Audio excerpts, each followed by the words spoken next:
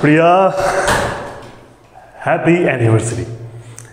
চুক্তি অনুযায়ী আমাদের বিয়ের 1 বছর পূর্ণ হলো। আজ থেকে ঠিক 1 বছর আগে তোমার দাদু আমাদের বিয়ে দিয়েছিল।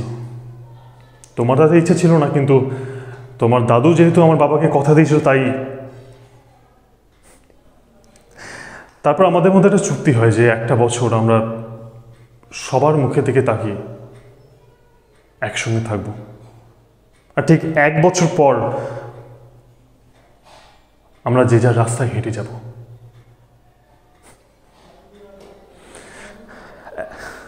একটা বছর কি কি তাড়াতাড়ি কেটে গেল। আর যদি কিছুদিন থাকতে পারতাম। প্রিয়া, আমি তোমাকে ভালোবাসি।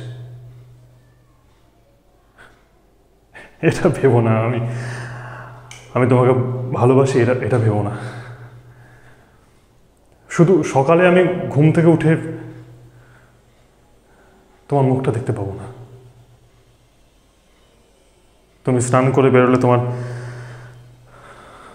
তোমার চুলের গন্ধ পাবো না। বাজারে গিয়ে বুঝতে পারবো না আমি কি কিনবো। রাতে ডিনার টেবিলে আমার জন্য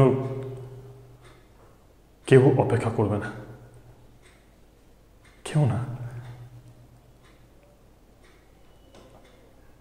আমি তোমাকে ভালোবেসে ফেলেছি,